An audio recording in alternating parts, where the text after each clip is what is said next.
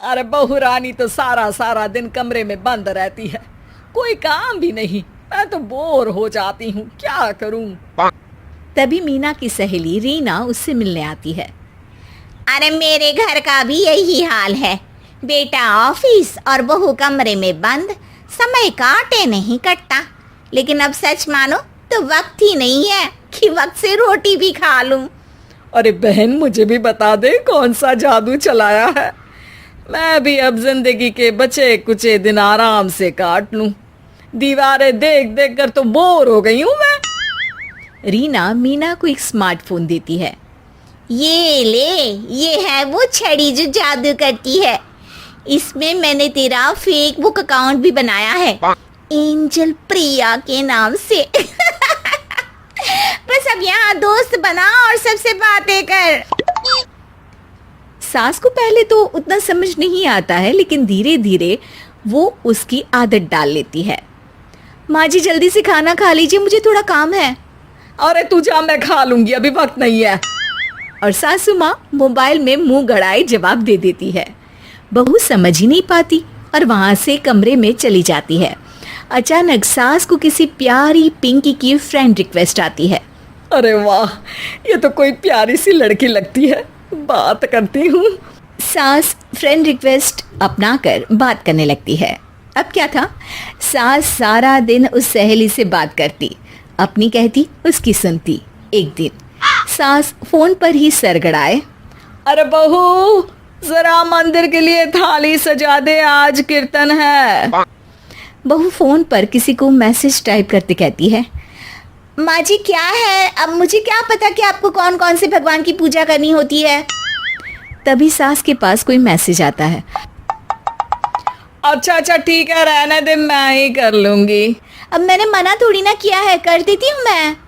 अब मैंने भी बोला ना कि थोड़ी देर में बात करती हूँ, तो मैं ही कर लेती हूँ, तू जा अपने कमरे में। बहू वहां से चली जाती है। सास मंदिर पहुंचती है और मंदिर की सीढ़ियों पर बैठकर सास फोन पर लिखती है, अरे मेरी बहू सारा दिन अपने कमरे में बैठी रहती है। वहां से रिप्लाई आता है, मैं आपकी बहू को तो जानती नहीं हूँ, लेकिन हाँ एक बात है, हो सकता है आपने उसे ताने दिए होंगे या फिर उसका दिल दुखाया होगा। ऐसा करने पर बहुओं का मन ससुराल से हट जाता है। याद रखिए, बहू और बेटी में फर्क होता है। सास घर जाती है और बहू से बड़े ही प्यार से बात करती है, उसके लिए खाना बनाती है, उसे गिफ्ट में साड़ी भी देती है। जिसके बाद अगले दिन, माँ जी चलिए आज मैं भी आपके साथ मंदिर चलती हूँ, आते वक्त भोले भैया के गोलगप्पे खाकर आएंगे। अरे हाँ बहू, ये तो अच्छा है, चलो। सास मन में सोचती है कि उसकी फेक बुक वाली दोस्त कितनी अच्छी है। उसके समझाने से उसे उसकी बहू वापस मिल गई। वो बहू को अपनी दोस्त के बारे में बताने का सोचती है, लेकिन फिर चुप हो जाती है। बहू फोन पर टाइप करती है, मेरी सास मुझे नौकरानी समझती है, एक गिलास पानी तक खुद नहीं लेती। मन तो करता है कि बोल दूं, मैं बहू हूँ, कोई नौकरानी नहीं। वहां से रिप्लाई आता है, देखो तुम्हारी सास को तो मैं भी नहीं जानती, लेकिन वो बुजुर्ग होंगी, पूरा जीवन उन्होंने घर गृहस्थी चूल्हा चौका में निकाल दिया। और फिर तुम ये भी मत भूलो कि जिस पति पर तुमको इतना गर्व है, उसे भी शिक्षा उन्होंने ही दी है। तो जिसने तुम्हें इतना दिया, क्या तुम उनकी थोड़ी सी सेवा नहीं कर सकती।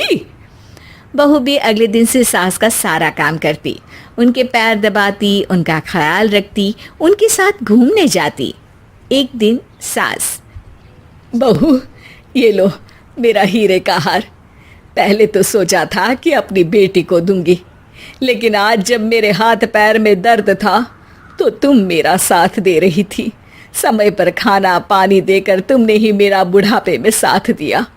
उसके हिस्से का बहुत कुछ मैं उसे दे चुकी हूँ, लेकिन ये अब तेरा। बहू तो ये देखकर खुशी से उछली जाती है। वो सास को गले लगाकर कहती है, माँ जी आज सच में बहुत अच्छी है।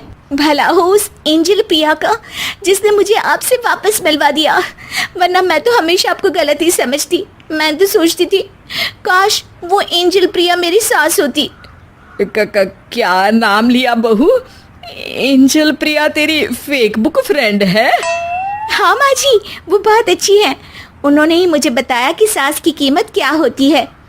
अरे बहू, कहीं तू प्यारी पिंकी तो नहीं? जी माँ जी, मैं ही हूँ प्यारी पिंकी। क्यों? सास बहू को गले लगाकर कहती है। मैं भी यही सोचती थी कि काश प्यारी पिंकी मेरी बहू होती। शुक्रिया बहू। सासू माँ, शुक्रिया तो हम दोनों को फेसबुक और सोशल मीडिया का करना चाहिए, जिसने हम दोनों को एक दूसरे से दिल से मिला दिया। अब तक दोनों को समझ आ गया था कि जो खुशी वो बाहर ढूंढ रहे थे, सच में तो वो उनके घर में ही थी।